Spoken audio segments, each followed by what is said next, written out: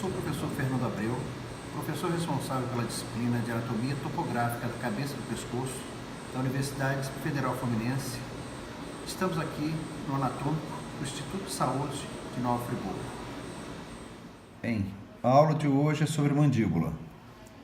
A mandíbula é um osso ímpar, é um osso do víscerocrânio, com mobilidade através das ATMs, e esse osso é dividido em duas porções. O corpo, em forma de U ou ferradura, para alguns autores, e desse corpo destacam-se dois ramos.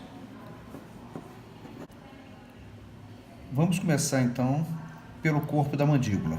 Esse corpo, como eu já disse, em forma de U, ele possui uma face lateral ou externa e uma face medial ou interna. Uma borda inferior e uma borda superior. Pela face lateral, notamos pela linha média a porção central, que chamamos de sínfise mentual. A partir da sínfise mentual, nós podemos notar uma elevação em forma triangular, que é a protuberância mentual. Lateralmente a mesma, temos os tubérculos mentuais e a fossa mentual acima desses tubérculos. Caminhando para trás, observamos entre os premolares, podendo estar abaixo do primeiro, do segundo ou entre os dois dentes, no caso aqui abaixo do alvéolo do segundo premolar, o forame mentual, que é a abertura anterior do canal de mesmo nome. Seguindo do forame para trás e continuando com a borda anterior do ramo da mandíbula, notamos a linha oblíqua da mandíbula. Pela face medial ou interna, partindo da linha média, encontramos uma elevação que é a espinha mentual, conjunto de quatro processos, quatro espinhas. As duas superiores fixam os músculos genioglossos, nas duas inferiores os músculos genioideus. Logo abaixo, na borda inferior da mandíbula, encontramos a fossa digástrica da mandíbula de um lado e de outro, para inserção do músculo ventre anterior do digástrico. Acima da espinha, localiza-se o forame cego, e dessa espinha, caminhando para trás, nós encontramos a linha milioídea. Linha essa que divide a face medial do corpo da mandíbula em duas porções, uma superior e anterior, uma posterior e inferior. Na porção posterior inferior dessa linha, notamos a fóvea submandibular, ou fossa submandibular. E na porção acima dessa linha, anterior-superior, a fóvea sublingual. Na fossa submandibular, localiza-se então a glândula do mesmo nome, a glândula submandibular. E na fossa ou fóvea sublingual, fica localizada a glândula sublingual. São duas das três grandes glândulas salivares. Na borda superior do corpo da mandíbula, encontramos o processo alveolar. O nome desse processo, graças aos alvéolos ou criptas ósseas onde se localizam os dentes. Esse processo alveolar, ele é mais contraído em formato de U que o próprio corpo da mandíbula, que estaria mais aberto graças à linha oblíqua de cada lado. Esse processo alveolar é formado por duas lâminas ósseas, uma lâmina externa e uma lâmina interna, ligados por septos ou tabiques interdentários ou interalveolares, separando então um alvéolo do outro ou um dente do outro.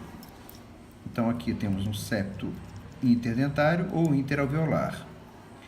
Alguns dentes, como os molares, que têm mais de uma raiz, esses septos, esses alvéolos possuem septos no seu interior, que são chamados de septos intraalveolares ou interradiculares, por estarem entre as raízes de um mesmo dente. Como já disse, esse processo alveolar existe em função dos dentes. No caso de perda dos dentes, perde-se a função e ele sofre uma involução, diminuindo, chegando ao ponto de uma redução considerável do corpo da mandíbula. Podemos notar nessa mandíbula aqui que os forames mentuais estão aqui na borda superior agora. Não temos mais vestígio desse processo alveolar. O ramo da mandíbula, nós vamos dividi-lo também numa face lateral ou externa, uma face medial ou interna. Esse ramo possui uma borda inferior, uma borda posterior, uma borda superior e uma borda anterior. Pela borda inferior e posterior, forma-se então o ângulo da mandíbula, onde a sua face lateral é rugosa, com tuberosidades massetéricas para inserção de fibras do músculo masseter. A borda anterior, como eu já falei, ela é uma continuação, continua-se para frente com a linha oblíqua, tá? E se perde na altura do forame mentual.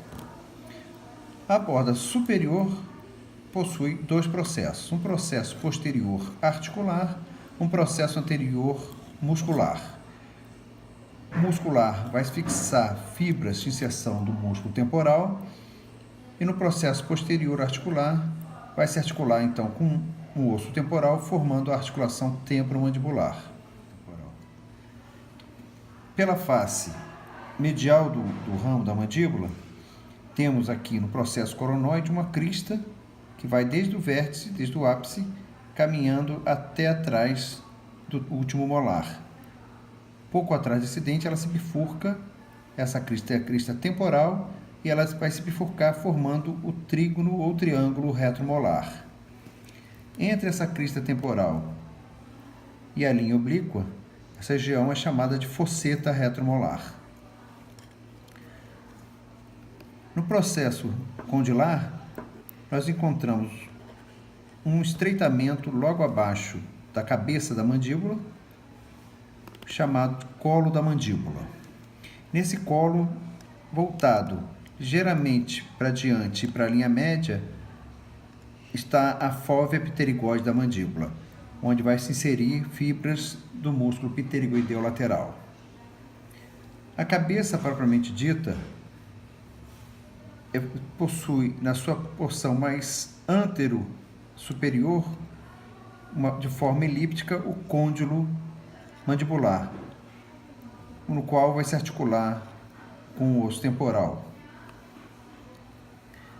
Então, temos a cabeça, logo abaixo esse estrangulamento, que é o colo da mandíbula. Partindo da cabeça da mandíbula em direção ao forame do canal mandibular, encontramos uma elevação à crista do colo do côndilo. Essa crista corresponde à disposição extraordinária que fica o trabeculado ósseo aqui dentro, proporcionando uma maior resistência dessa região. O orifício do canal da mandíbula é a abertura posterior desse canal, que caminha por dentro da mandíbula e vai se bifurcar na altura de premolares, saindo para a lateral o forame mentual e caminhando em direção à linha média o canal incisivo. Por esses canais vão passar vasos e nervos com os respectivos nomes. O vaso e nervos alveolares inferiores para o canal mandibular, vasos e nervos mentuais para o canal mentual e vasos e nervos incisivos para o canal incisivo. Podemos notar nessa mandíbula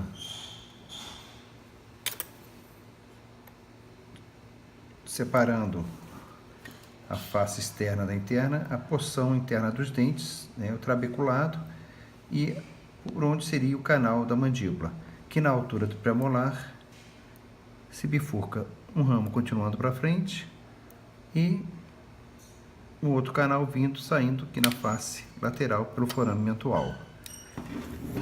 Desse outro lado podemos ver uma representação então desse feixe vasculo nervoso vindo desse canal, se distribuindo pelas raízes desses dentes.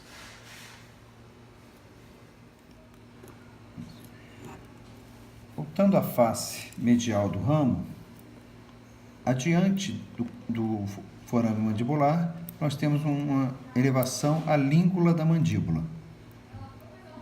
Desse forame caminha para baixo, para diante o sulco milioídeo, onde vão passar vasos e nervos com o mesmo nome.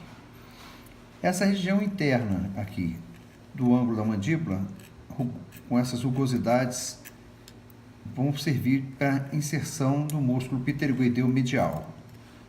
São chamadas rugosidades pterygoideias ou pterygoídeas.